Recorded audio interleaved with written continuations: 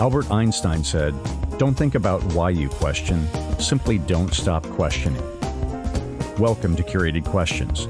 I am your host, Ken Woodward. And these questions are not mathematical equations, but rather a resource to encounter personal reflection and growth. As Tupac Shakur stated, even the genius asks questions. Now, let's engage the questioning community. Greetings. Ken Woodward here. Welcome back to another episode of Curated Questions. Together, we engage inquisitive humans about how they use questions to navigate and make sense of our world. I'm a fellow traveler and pilgrim on this journey, and I'm glad you are here. Today's conversation is with Steffanie Easter. That's Steffanie with a double F. Steffanie grew up in Durham, North Carolina, and is a proud alumnus of North Carolina State, go Wolfpack, where she earned her chemical engineering undergraduate degree, and later, from the Catholic University of America, a master's degree in engineering.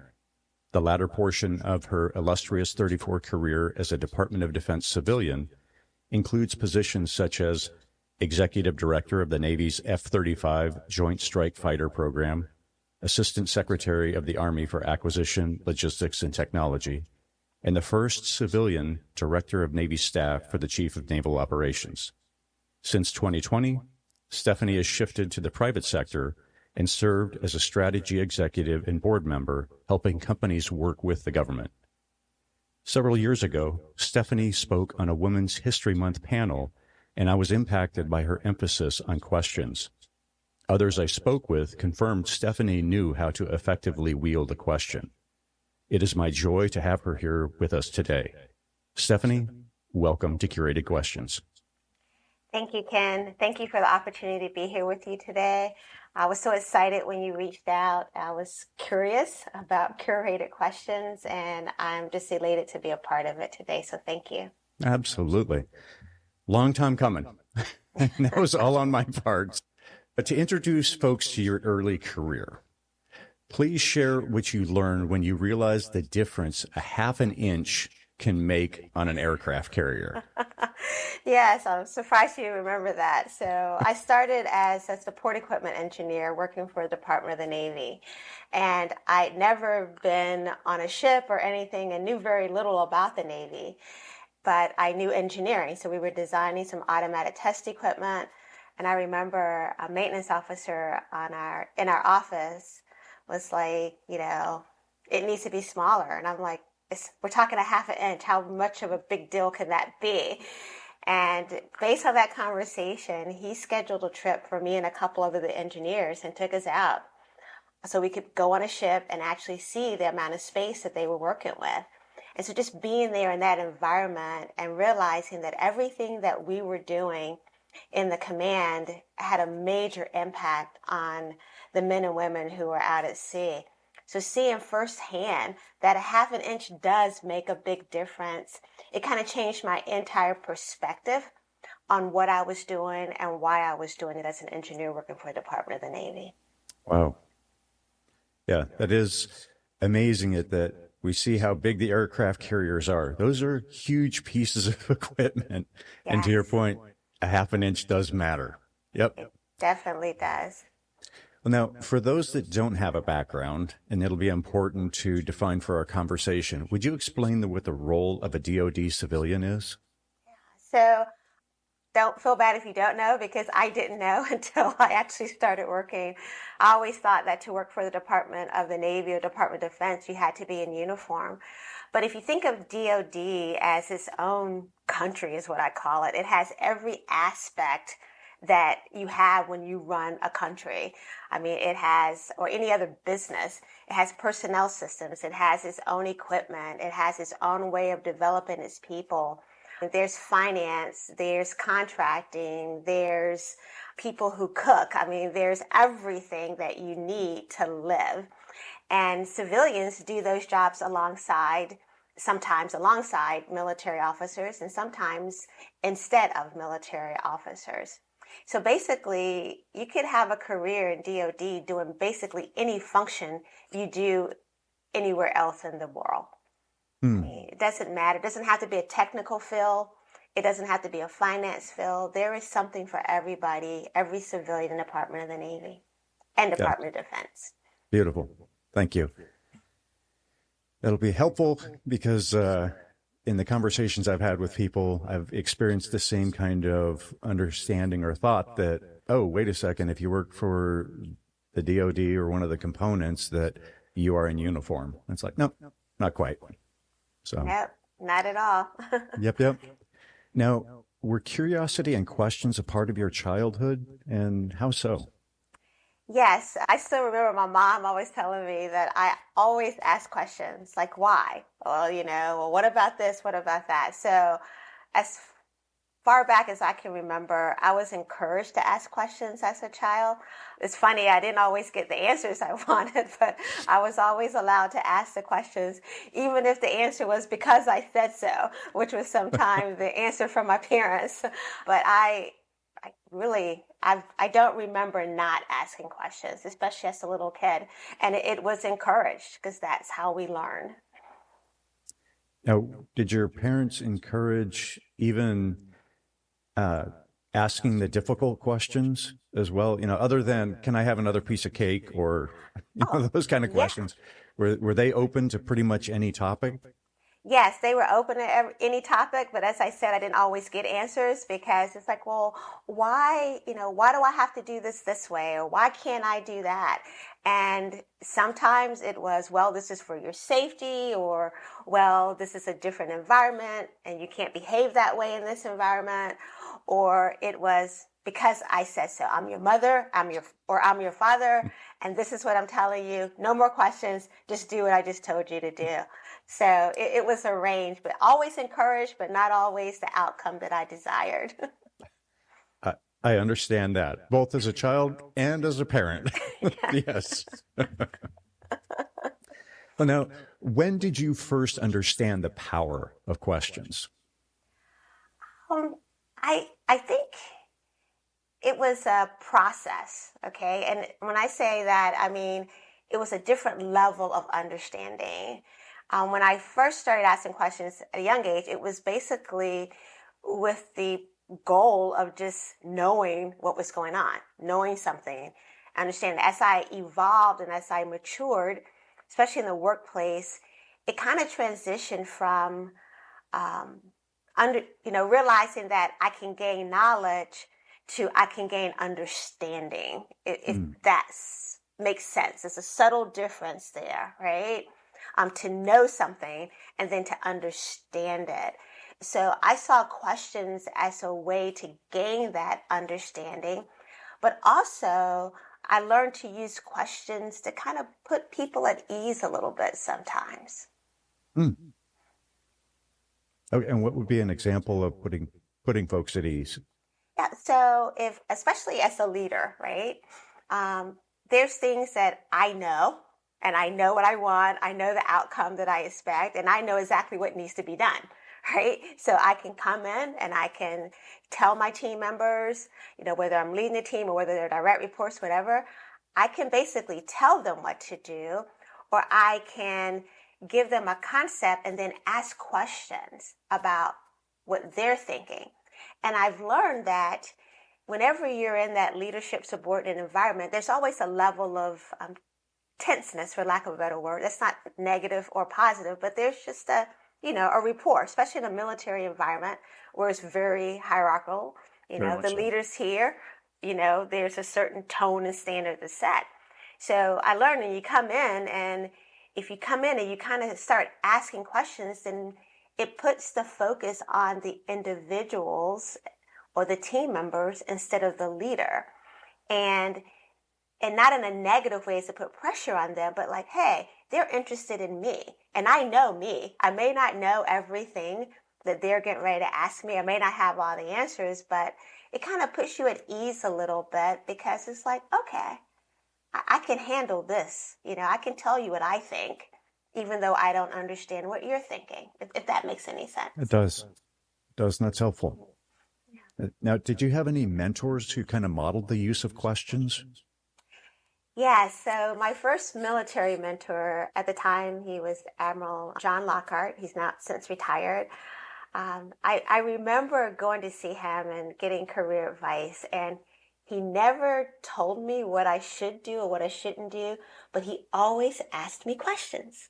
Hmm. I mean, it was like, so, Steffanie, what do you think you want to do? Or what do you think about that? And again, and that's where I learned what I just mentioned earlier. When he put it back on me, it was easier to respond and to open up to him instead of me just sitting there like, okay, I just got to remember everything he says and figure out how to do it. He's like, no, you figure it out. You dissect it. You go through that thought process. And that was very beneficial to me. He made me think through my problems and challenges instead of just getting a quick answer. Gotcha. As you went through that process, was that something that you recognized immediately, or when you walked out? So immediately, in the time frame, right, might be a matter of months or whatever that looks like. But did you pick up on that as something that really surprised you? And you said to yourself, oh, let me put this into my tool bag and let me start using that. Yeah, I'm not that smart. It was just, it took time, and I didn't really realize the impact of it until much later, to be Gotcha. honest with you. Mm-hmm. You know how you kind of think through things and you just kind of reflect and you try to find where things shifted in your own mindset or your career. And I just think about that. And it's like, oh my gosh, that's where I picked that up, and it's Gotcha. like you almost pick things up and you start doing it. You start emulating people without even realizing it. And I think that's what's so important as leaders. We have to be aware that our very actions are being watched by somebody and they're taking them on, whether it's conscious or not, And so the same thing happened in this case. I was starting to emulate what I was experiencing with him without even realizing it. And it wasn't until later that I'm like, hey, that's pretty powerful. And that's where I learned that. And that's when I connected back. Well, I kind of did that when I was a kid, so it's like it all builds up and we realize kind of where we are. Oh, that's beautiful. Now, when you were speaking on the panel for the Women's History Month that I had mentioned at the top, you mentioned two questions forever chiseled into the internet on the curated questions mentoring page. So it is there for eons to come. Uh-oh. And those questions were, how are you taking risks and how do you persist? So how do you think about those questions and how do you use them?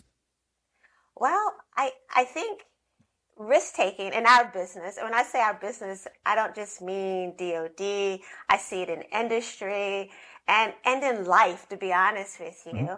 And I think it's important to constantly be aware of, are you taking risk? Because without taking risk in your career, in your life, you have the potential to become stagnant, right? And right. Anything that's stagnant isn't good, okay? I mean, it just isn't. Think of stagnant water. It collects mold and milk. I mean, it's just not good. Things need to be constantly evolving and in motion, I think, to be most productive and to thrive. So I see risk-taking as one of those things because a lot of times we get so inundated and stuck in where we are, and we're sometimes afraid, cautious, whatever term you want to use, to kind of lean forward and to do things differently. And I think that's how we grow and that's how we develop. So I always like to understand how people are thinking about that. And the best way to understand how they're thinking about it is to ask them. And the persistent part is just a natural progression, right? Because as you move, as you take risks, as you try new things aren't always going to go the way that you imagine they're going to go. They're not going to go as quickly as you want them to go. It's like, I've got this idea. This is what I want. And you start down that path and it's like, wait a minute. This should have happened 6 months ago. Why am I still on this path? So at that point, you can't give up. You can't get discouraged. You have to persist. And that's what that's about. I mean, those to me, it's not just work skills, they're life skills. Beautiful. And you have certainly taken risks in your career that I've seen, just by virtue of hopping between departments and taking on roles that civilians had never taken. And so that was, as I was just kind of doing some research and reflecting back on the things that you've done, you've definitely taken risks. And how did you process that, right? The butterflies in the stomach, and talking with people, mentors are like, oh, just go do it. And it's like, that's easy for you to say because you're not the one doing it. You're not the one living with the risk. So how is it that you kind of process when you're on the precipice of potentially going this direction? What were the things that kind of go through your mind? What's the kind of rubric that you run these things through before you say yes? Because I'm also confident that there's been some that you've run through the rubric and you're like, nope. No, thank you. I wish I could tell you, Ken, that there's this process and it's all laid out and I follow it and I always end up in the right place. And it's not ISO approved? What? Come on. No, it's not. And it's not that simple. But it's interesting you asked that because a couple of years ago, I did a TED Talk on dealing with change. And that's what this is all about, right? When you take risk, it's about change. And fundamentally, we don't like dealing with change. That's what caused the butterflies. That's what causes, the fear or however it manifests itself. It's that unknown of doing something different and something that's uncomfortable.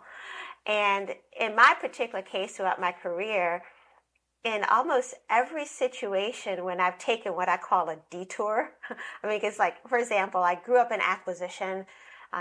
Engineering, program management, natural progression of jobs, as you can imagine, working on a team as an engineer, leading a team as an engineer, then becoming a project lead with a multifunctional team, all in program management. And then one day I find myself as the N1 or, working military manpower personnel training and education, right? So you're talking about a detour, not just a different, same service, but totally different functional area. Absolutely.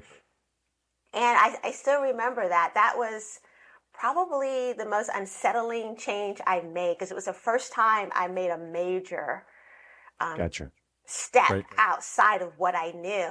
And I remember sitting in the interview with then Admiral Ferguson, who was the Chief of Naval Personnel of the N1B. And literally in that moment in the interview, he's asking me questions. And I'm sitting there and my mind is like, I can't do this. There's no way. I don't know this. I don't know anything about this job. And I remember talking to him later. And again, this is another case where you don't necessarily know what you're doing until you're through it and you step back. But I was just trying to get through and convince myself that this was okay for me to do. And what helped me through that process was people like Admiral Ferguson and others saying, hey, focus on what you're bringing to the table, not on what you don't have. Okay? And I'll never forget me having a conversation with him. I said, I don't know anything about military manpower personnel training and education, right?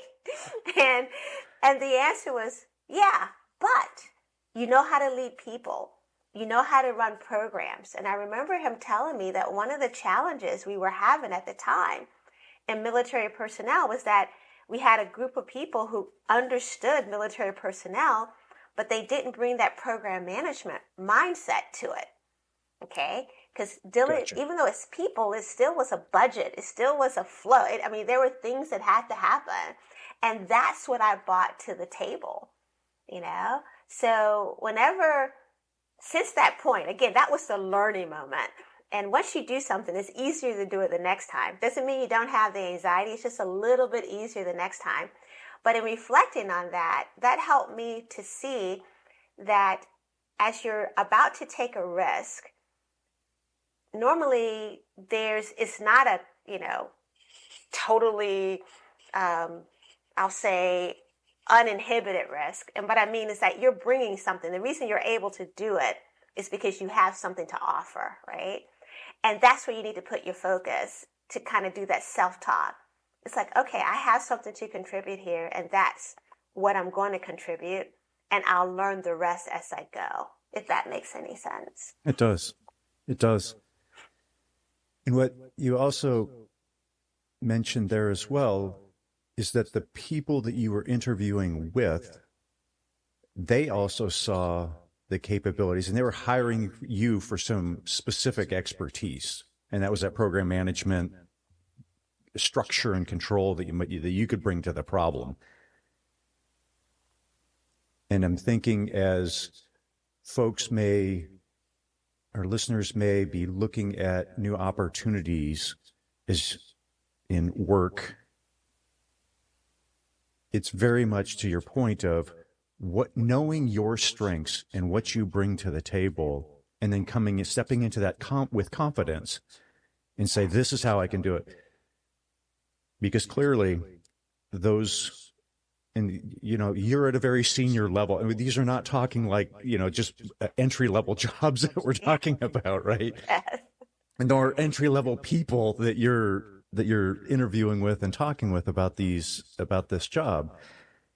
And so it's very much that identification of them sitting across the table from you and saying, we know that you have this capability, and we know that you have this expertise, and this is what this time in history for this organization needs, is to have this kind of expertise brought to bear. Yes, and I think it goes a little bit beyond that too, because it's like, okay, I know what you can do, but I also see the potential of what you can do. All right. So I like to tell people, one of the biggest benefits I got out of my mentors and the great leaders I've had the opportunity to work with is they often saw things in me that I had not yet seen in myself. And so I had to learn to accept that and to trust that. Even though I couldn't see it, someone else saw it, and they validated that and encouraged me to walk in it even before I thought I was ready. And that's also a level of risk taking, right? Because type A personalities like me is like, I need to know for myself. Okay. I mean, I'm an engineer. I need the data. I need the proof. I need everything just laid out, and it needs to be clear. And there came a time as I transitioned to leadership, again, this great leader, Admiral Ferguson, he's like, Steffanie, you got to get past, having that 95% confidence. Sometimes you got to go with 75% and just trust that the other 25 will come. And that was really a major transition point in my leadership approach. Wow. But how did your questions change as you made that transition from doer to leader of doers? Yeah, so I love that question. It's a subtlety, but I think it's also a big difference.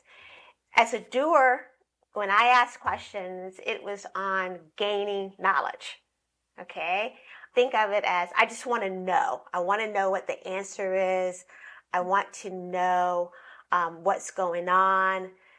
But as I became a leader, as I alluded to before, it transitioned from knowing to understanding. Okay? And as a leader, it's more important to understand than it is to know. And the subtle difference I'm trying to make here is when we think knowing, we think fact-based, right? Okay, there's your answer. It's yes or no. It's black or white. It's whatever. But when you're seeking to understand, it allows you to consider things outside of the normal. Okay? So my questions transition to being, okay, help me understand how you're thinking about this. Help me understand where you are and what your thought process was, even if that thought process leads to something totally different than what I have in mind as the outcome. Because as a leader and throughout my career, I learned I don't know as much as I think I know, okay? And I definitely don't know everything, but that's why you have people around you who bring different perspectives and who are able to communicate things from a different view. And a lot of times you only get that through asking questions, and you have to ask the right questions. No open-ended, you have to focus on open-ended, no yes or no. That's something I learned, it's like, okay, instead of, are you having a good day? Yep or no. Or how's your day going? Okay. It kind of gets people to start talking. And so as I progressed through my career, my biggest transition was going from that, knowing or asking questions from a knowledge-focused perspective to asking questions from an understanding perspective. Hopefully that makes sense. It does. And how did you handle, what was the internal talk when you thought that you should know the answer? How did you handle that? Because that's, as I've grown in my question asking, some of it's been maturity and, okay. But for so long, I was scared of looking dumb. And so I would just remain silent, not ask the question. And then oftentimes afterwards, and talking with other coworkers, it's like, yeah, dude, I had the same question. So it's like, ugh. So how did you deal with any of that internal rumination that may or may not have been happening? Okay, so I can relate to that completely, especially as a female and a minority female. In the environments that I was in, it was like, well, I can't ask that question because people are going to think I don't know what I'm doing, But Yes. I had to come to grips with, if you don't know, you got to ask, So when I was on that side of it, the person asking questions so that I could accomplish what my leader wanted, I basically, it's not easy, okay? I don't want to imply that it's easy. But it's almost that you just got to get to the point of, am I okay? I can make it up, or I can fake it, or I can ask a question.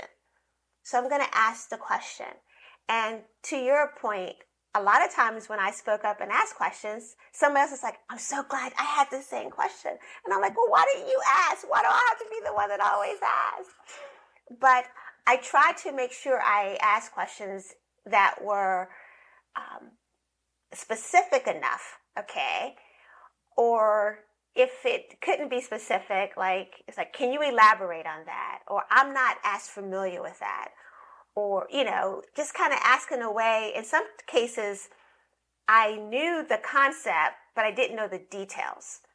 So I made sure that the leadership or whoever I was with knew that, hey, I understand the concept. It's just this detail that I don't understand. And that helped me rationalize, well, they're not going to think I'm stupid because they know that I understand the concept. Okay, so in those cases, I can say, I understand this. However, what I'm struggling with is, how do we go about this next step or whatever? So to me, that question lets you know, the way I framed it says, I'm with you, but I just need some help understanding the details. If it was a case where, and I've had these cases where I just had no idea, like when I first started, it's like, and you know this, in DoD, it's acronym city, right? Yes, it is. This was before I could sit in a meeting with my phone and Google to see what something means, which I still do to this day because there's still stuff that I don't know. But, it's like, okay, instead of saying, what does that mean? Or I don't know what that means. It says, I'm not familiar with that term. Or I understand that to mean this. Is that what you're talking about? So it's not just asking questions, it's how you ask the question that can be impactful and powerful as well.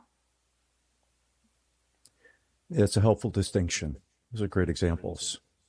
Yeah, and I think that helps the individual. And the other thing is, and I know this is going to sound like just do it type thing, but, don't let other people force you into not learning, by making you feel intimidated, okay? Because, and just like we both just acknowledged, we're not the only people in the room that don't know the answer. We're the only ones that are brave enough to ask the question. So that's the way I started thinking about it. After the first couple of times when I asked questions and I found out that nobody else in the room knew. Nobody. And I'm like, okay, so it's like I took that as a badge of honor. Not only, am I the one that's going to step up here, I'm going to help educate everybody, because it's not just me. And that's the case 99% of the time. If you don't know something and you have to ask a question, I almost guarantee you are not the only person that has that question. And you probably experience this too. Once you ask the question, then other people start asking questions, depending on how the leader responds, right? So you start Absolutely. you start a movement, and so that's good. That's a great statement there. Start a movement by asking the questions. And yes, there's been meetings that I've been in where I have asked a question specifically as a seed for others, because now it does give everybody else permission. And I think I can only imagine that in the senior positions that you've been in, by you asking questions, it has kind of set that tone for others to be willing to get answers instead of just sit quietly and remain ignorant about whatever the topic is. Yeah, and even I recall when I was Assistant Secretary of the Army for Acquisition, Logistics, and Technology, all the PEOs and program managers had to come in and brief their programs for major milestone reviews and things of that nature. And I still remember one colonel coming in, and he was all ready. I could tell he was nervous, get ready to give his briefing. And he just starts talking, and he goes into this technical diatribe about his capability and his product. And I just stopped. I said, 1 second. I said, what does it do? And he's like, what do you mean? And I was like, what does your product do? And he just really, it was amazing to see him. I'm not going to say struggle, but I think I caught him so off guard. But afterwards, he and I talked, and he's like, thank you for that, because he's like, it made him rethink, because he said he came in there thinking, well, she knows everything. And I'm like, well, I don't really understand how your product works. I grew up in Navy. I'm still understanding this whole Army thing. And he was like, that put him at ease, so to speak, because it was acknowledgement that, hey, I don't know everything. I'm the decision maker here, but I don't have all the answers. And he felt that me being transparent with that took some of the pressure off of him. And he felt comfortable saying, I'm not sure about that, ma'am. I'll have to get back with you. And that's perfectly acceptable to me as a leader. Okay. To me, that's better than you making it up on the spot. Okay. Just tell me I don't know. I'll get back to you. And just be comfortable with not knowing, and be comfortable with asking questions to find out later. Excellent. And just because had the opportunity to spend some time over there at the Pentagon, and just thinking on how helpful that can be for folks working at that level or any other place, right? Within your company, if you're going in and talking to, I don't know, the marketing manager, or whatever that looks like, and going in and talking to those decision makers, knowing that most likely you who is working the details, you do have a far deeper understanding, and you're there just to help those decision makers get the information they need so that they can move on and make those decisions. Exactly. That is so well said. I mean, that's exactly the case. And I encourage everybody to have that in the back of their mind at all times. When you walk in there in your area, if you're knowledgeable, you are the expert in the room. Yeah. You had mentioned it a little bit ago. Now, as a Black woman, how did you use questions to mitigate potential stereotypes in a field where few looked like you? Because I've been in the areas where you've operated, and it is predominantly white and predominantly male, especially in the engineering world. Mm-hmm. And so, yeah, how did you use questions specifically to help you through that? There's two dimensions to that. And again, it all goes back to seeking to understand. So as a Black female in a white male dominated environment, um, I sometimes had to deal with the concept of I don't want to ask too many questions because I don't want them to think that I don't know what I'm talking about, right? Like we Right. talked about before. Yeah. And that was, I'll say, earlier in my career. And then as I got more comfortable with it, it was like, okay, I'm not asking for knowledge. I'm asking to understand your perspective. So I use questions to understand kind of what's driving the way that they're perceiving me or the situation, you know? Again, and I keep using that same term, but it's seeking to understand, using questions to understand versus just gain information. So it's like if I'm in a room, which this has happened before, you know, and I'm getting a little bit of a, well, what do you know type thing, you know, you never worn the uniform, you know, you've never done this, so who are you to da-da-da, you know? So a lot of times it's like, so I'll make a statement. It's like, am I missing anything? Okay. Do I have the right understanding of this? So I give them the opportunity through questions to correct me if that's the case, or to add to what I'm bringing to the table. Okay. And that serves two purposes.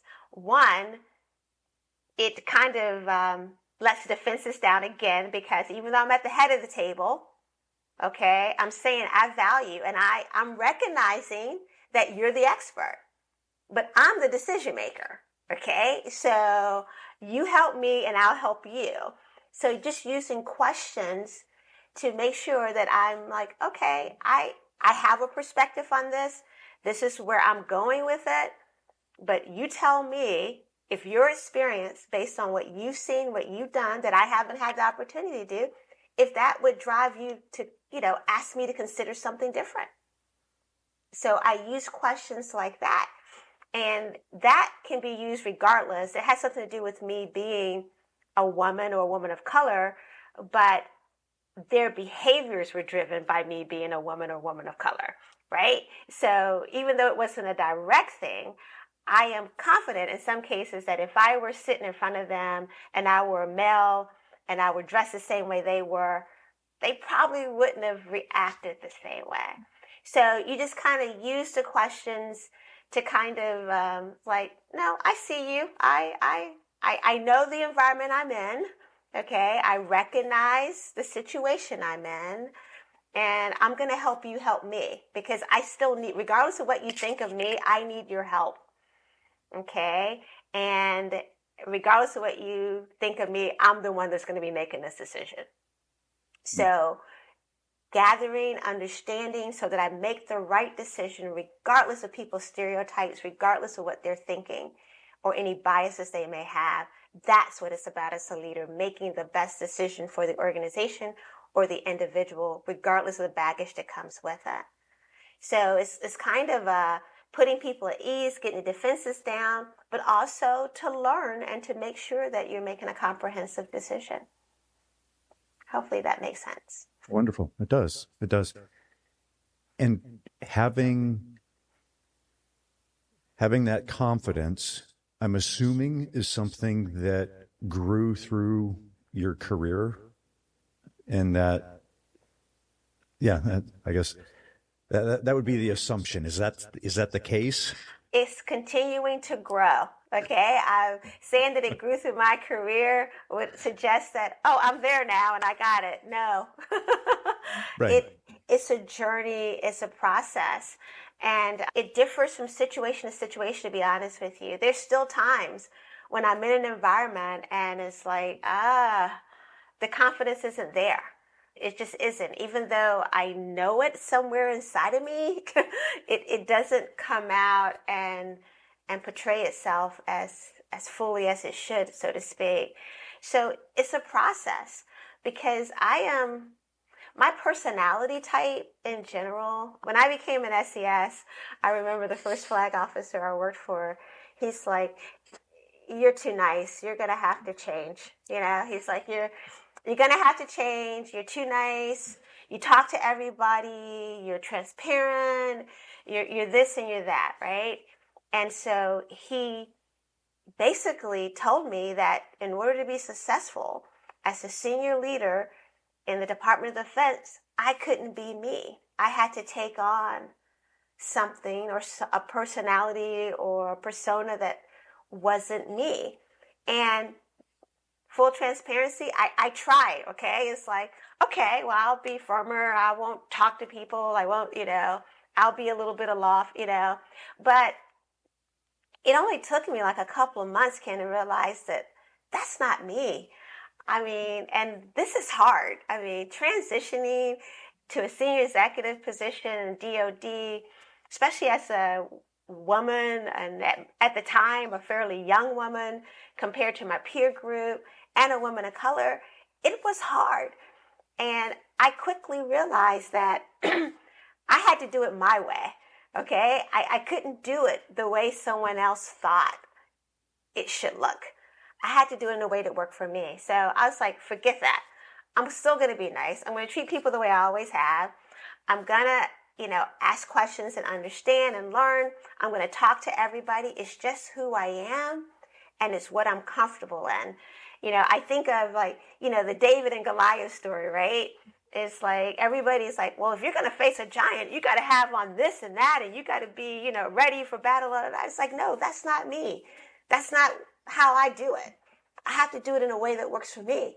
And that's when you would be successful. So over time, I've learned, and there's still times today, okay, 35 plus years later, where I still have to remind myself that I don't have to be who people think I need to be. I just need to be me. And if that means asking questions, if that means being vulnerable, if that means being transparent, then I'll do it. And yes, it comes with risk, okay? Being nice as a leader, not nice as in that's nice, but being that approachable and letting people into your circle, it carries risk, okay? It does. But I think for me personally, I decided that the benefits far outweigh the risk. So I just do me. I don't know any other way to do it. I'm certain that you have been far more successful just being you than trying to be someone that you're not. Because in the times that I've tried to be someone that I'm not, I am very, very good at failing, both me and the organization. And it just doesn't turn out well. Exactly. Like I said, the job, regardless of the job, I don't care what level, the job's hard enough by itself. So when you're trying to do it as somebody other than who you are, it just makes it 10 times harder. And that's not good for anybody. Yeah. Trying to put on a costume every day is just brutal. Exactly. It stresses you out. Yes. So release yourself of that. Exactly. Now, from the vantage point of being the middle-aged white dude, right, in rooms like where you've been, what could I do? What are things that you've witnessed that either folks have done or you've walked out and said, it would have been nice if somebody, so let's just put this on Ken, right? And we don't need to name names or anything, but what would be helpful from the standpoint of something that I can do that if we're in a room and I'm going to take you down a few notches in your career in a second because I'm not at the same C-suite level, but setting that aside. So as a peer or within that same mix of seniority, what would be some things that I could do or you think would be helpful in those circumstances? Okay. Thank you for asking that question. And I will say that it's not just with you being Ken, the middle-aged white guy, and me being, Steffanie, the women of color. Mm-hmm. This applies to anybody, but especially to women and minorities. So what I'm telling you, I think are great leadership, things that leaders should do regardless, even if they're dealing with other, white men, because everybody's different. And the number one thing I would say is engage. Okay? Engage. So that looks different for different situations. So let's say, like I'm sure you've been in a room where there's somebody who's on the team and they're very quiet. And they could sit in a meeting and never say a word. All right. As the leader, as the person at the table, you need to pull that person into the conversation. You need to ask them their opinion, whether they bring it up or not. Again, a question, right? Right. Just like, what do you think? Or do you have any input? And I think a lot of times we let people, I'm an extrovert, right? My husband tells me I have the gift of gab. So if I'm thinking something, it's probably going to come out. But there are plenty of people that have 10 times more knowledge that will sit at the same table and not say anything. So I wish you as a leader would engage everyone in the room and make sure everyone gets an opportunity to speak, and that the room not be dominated by the extroverts. Okay? I would also ask that you hear me. Okay? And not just listen to me, but hear me. And not put any filters on what I'm saying. So if I'm expressing some concern, don't think, oh, Steffanie, you're just being a little emotional about this. Okay? Because Right. if you were expressing that concern, you wouldn't be considered emotional, right? So don't put a filter on what I say and just hear what I'm saying. Actually hear me is the other thing that I would ask you to do. And the third thing is just respect my view. Okay?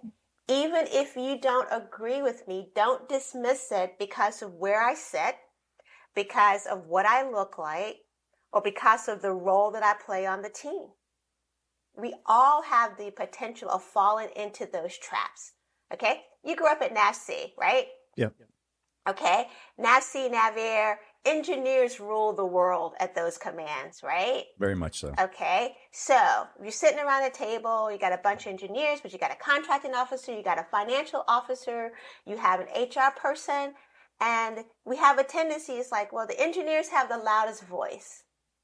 No, you have no idea what that contracting officer, that financial officer, or that HR person has to offer.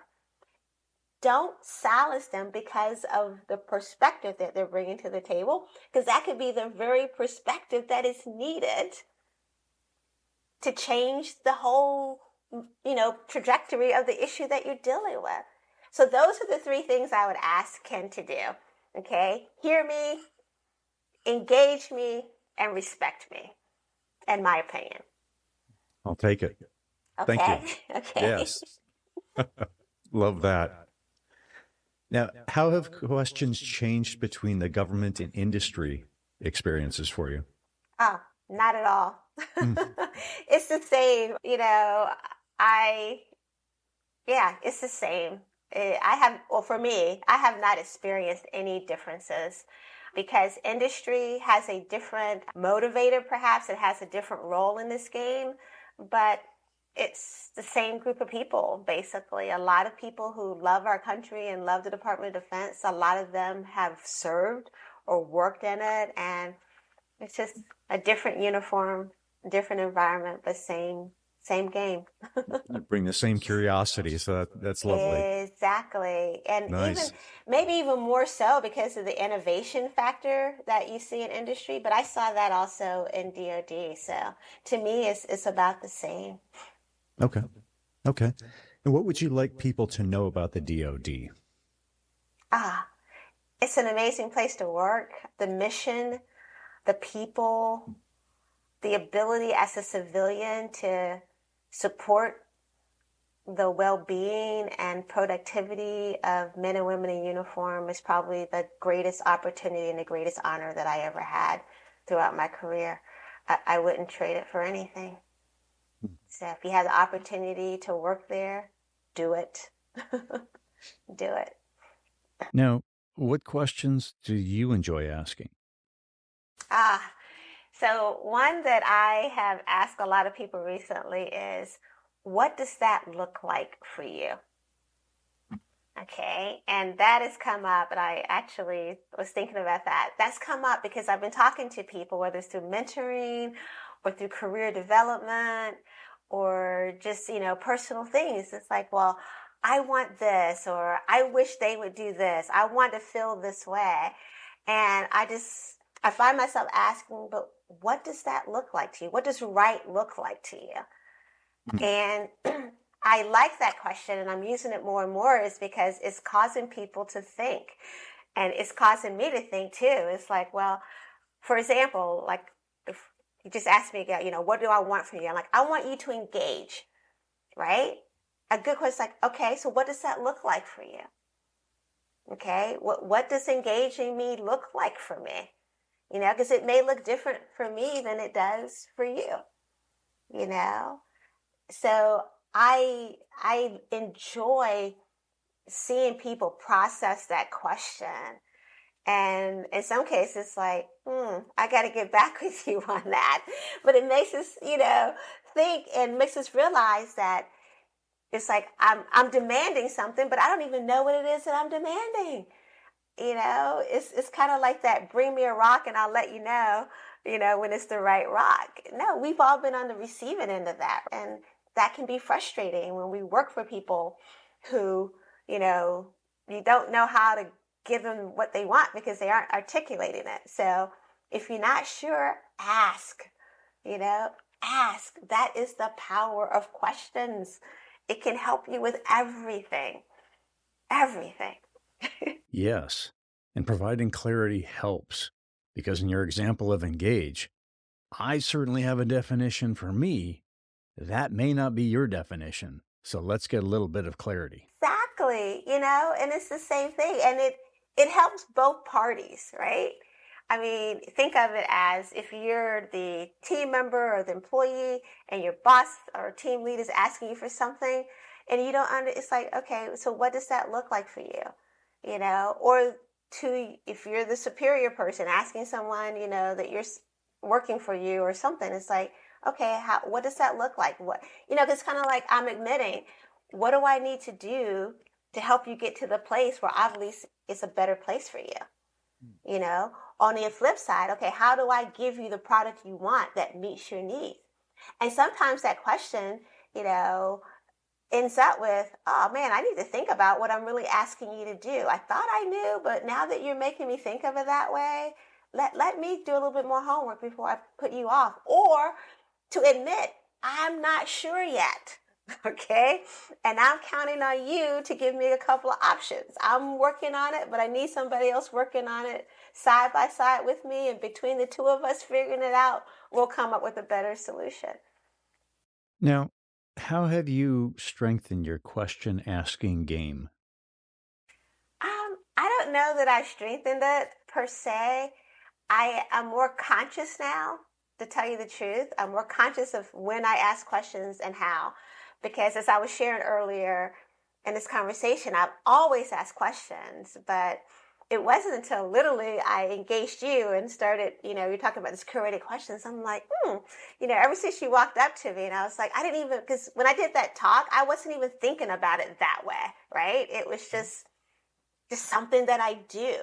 So when I started thinking about it, it made me think through, I do ask a lot of questions, and this is the reaction I get when I ask questions. So I'm learning, right? So if that's considered strengthening, then that's how I'm strengthening my question asking by learning more how people respond to questions and learning how to phrase questions, and how to make sure that they're asked in a way that doesn't intimidate, if that makes sense. Because you can easily, you can ask questions that are still come off as intimidating. It's like, well, Ken, how do you know that? Well, who told you? Where did you read that? So it's so much more than just asking the question. Just like there's so much more to every action we take. It's not what you do all the time. It's 50% how you do it. And the same applies to asking questions. Yes, tone can definitely matter. Yes, tone and phrasing, and context. I mean, all those things matter, I think. Love it. So, does your family encounter your curiosity and questions at home, or is it reserved only for work?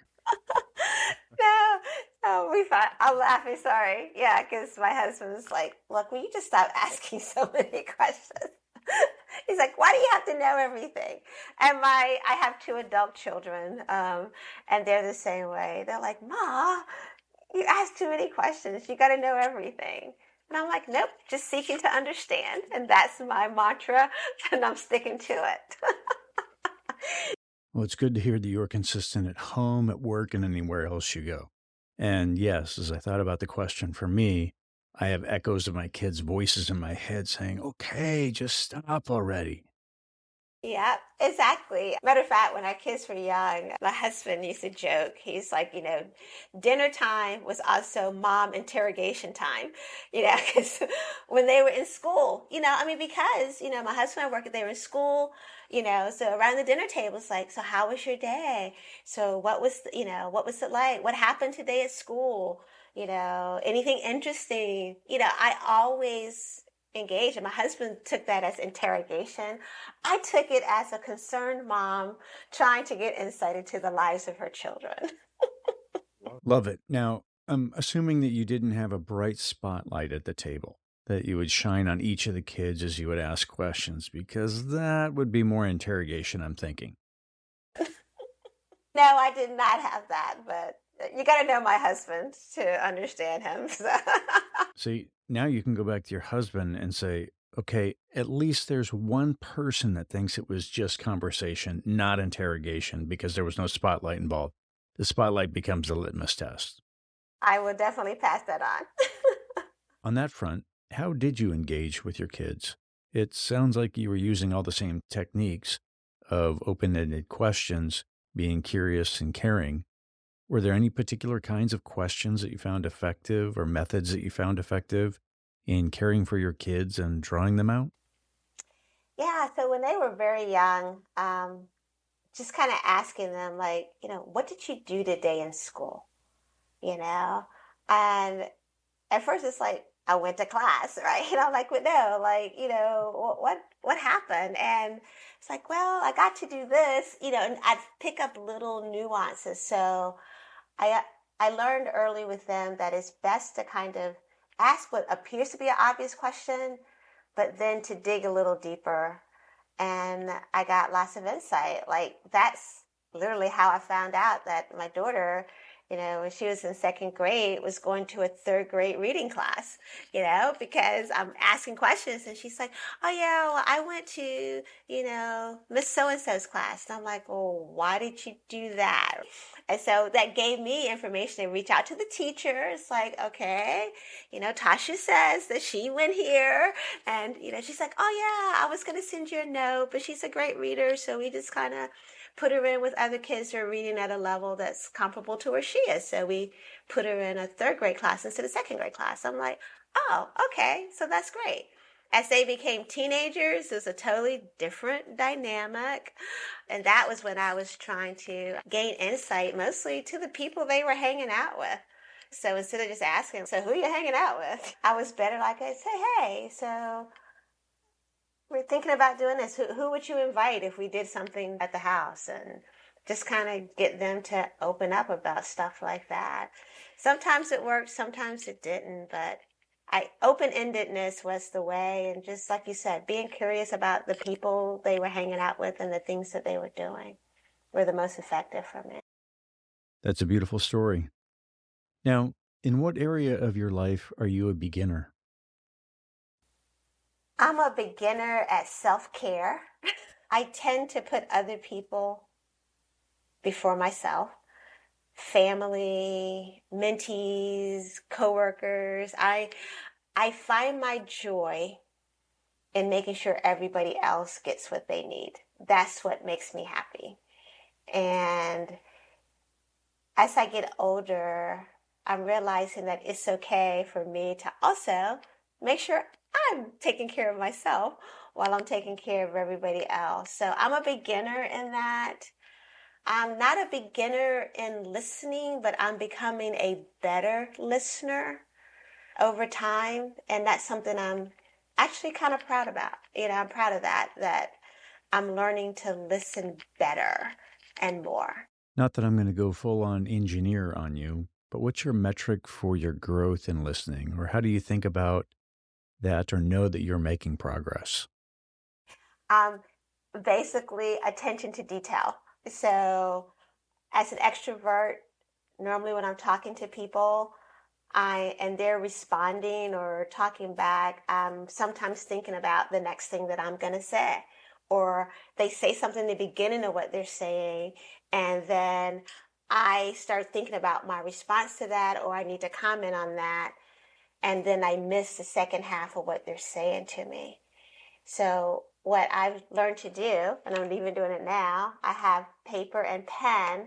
And so if you say something, I make a quick note, and then I continue to listen to you for the whole time. And then I remind myself what that first thing was that I wanted to talk about or to comment on, so that I'm not preoccupied with that and miss the whole second half of what you're saying to me. So that's how it's like my level engagement with you while you're talking to me is how I measure if I'm getting better or not. Beautiful. I'm also very excited for you and your self-care journey. It's lovely that you're on that journey and starting to care for, like, legitimately the most important person in your life. Because if you fail caring for you, then you can't help or serve anyone else. So to be able to, at long last, finally start to really take some time and make you a priority, oh, congratulations. Thank you. You know what's so interesting about that, Ken, is that I'm always telling people to do that. It's so much easier to tell people what to do than to do it yourself. And my daughter is kind of my accountability partner in that. And she's like, okay, Ma, listen, take your own advice for a change, right? All right. You're always telling people, like, hey, you got to think of yourself first and this and that. She goes, when are you going to start doing what you're saying? And I'm like, whoa, that hurts. And so my response is like, don't pull a me on me. Okay. Don't do that. Okay. Don't treat me like I treat you. That's not allowed. I am your mother. Okay. It's just a reminder of how it's easier said than done.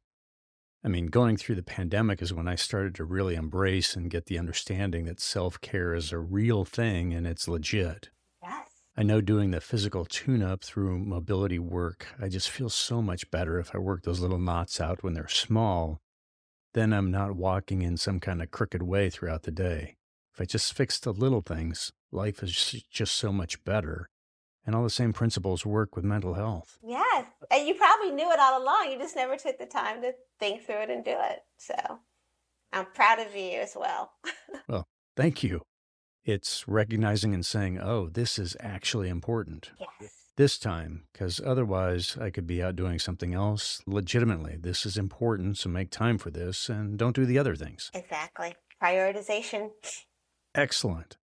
Well, as we work towards wrapping up, do you have any other thoughts or encouragements about how questions might be used that we haven't touched on? No, I think we've touched on a lot of different areas where they can be used. I would just say to anybody listening, don't be afraid to ask questions. Like, you touched on it earlier. A lot of times we're hesitant because we don't want to come off as not knowing or not being smart. And don't take that outward perspective of it. Think about the benefit of it from an inward, like, what does this do for you? How does this help you and your team or you and your family be better? There is power in questions. Again, whether it's to gain knowledge or to gain understanding, we need both, especially in this current environment that we're in, from a lot of different perspectives. As a nation, with all of our differences being amplified instead of our similarities being amplified, engaging in conversation and questions is a way to help us get baselined and understand each other. Again, it's not about everybody agreeing, and it's not about everybody being the same or having the same perspective. It's about engaging, it's about hearing, and it's about respect. And that's all we can ask for. And questions are a solution to all of those things. You can engage people by questions. You can hear them by listening to the answers to their questions. And you can respect them by considering the answers to their questions and trying to understand them. So I say, if you're not a question asker, consider becoming one. And if you are the person on the receiving end of questions, be comfortable with being honest and open with your answers. You don't have to be guarded. We talked a lot about the question end of it, but the answer part is just as important if we're going to get the outcome that we want from question asking. If you're not getting a transparent or honest answer, then your question is void for the most part. You brought up a critical point, realizing that somebody like yourself in the positions that you've held has the potential to shut down questions is certainly present. Yet the need to remain humble and transparent and answer what you do and do not know would be critical for the organization and for your own success as well. Yeah, for sure. Most people aren't out to trip you up with questions. And if they are, then hey, you get tripped up one time and you learn from it and you move on type thing. But, give everybody the benefit of the doubt if you can. Assume good intent. Choose to assume good intent. Choose to assume good intent. That is a beautiful note to end on. Steffanie, where's the best place for folks to engage with you, reach out, learn more about the things that you're excited about? I'm not a big social media person. I think that's a function of age and just time as well. But I do most of my stuff on LinkedIn, where I share articles or comment on things. I've had a lot of people tell me I need to engage more. So I would say start with my LinkedIn profile, Steffanie with 2 Fs, as she said. Thank you very much for that, Easter. And I'll try to do better with posting more and sharing my perspective on things. I'm more of a face-to-face, engaging, phone call type person, but I'll get better. I appreciate all the nuggets that you've dropped during this conversation. This has been an absolute joy and lived up to the hype. Steffanie, thank you for sharing your experience and how questions have played such a key role in your life and career. I'm grateful for your time. Thank you very much. Now, thank you, Ken. Thank you for the opportunity. Thank you for taking that first step and coming up to me and said, hey, would you be open to doing this? And then to follow up. So anybody out there listening, if Ken approaches you, take him up on the offer. This has been a great experience, and hopefully somebody learns something and can take something away from what we share here today. And if that happens, then I'd say it was a big success for everybody, but it's definitely been a great experience for me. Thank you. I, too, am grateful for the conversation. And for those who have joined us through the gift of technology, thank you for being here. Questions changed my life for the better, and Steffanie shared her story about questions and how they carried her from Durham, North Carolina, through an impressive career to the highest levels of the Department of Defense. As you reflect on Steffanie's journey, I urge you to consider how she honed her questioning skills. Take a moment to identify a situation where you can step up, be bold, and ask the questions that need to be asked. This is your opportunity to make a difference. Please take all you have learned and be a light to those around you. Gratitude shout out to Beauty Pill for the show's music and producer Ben Ford for the technical help. This episode was recorded on Piscataway land. Please engage with this episode in some manner. Download, follow, save, like, share, or comment about something that resonated. This action ensures we are engaging the questioning community.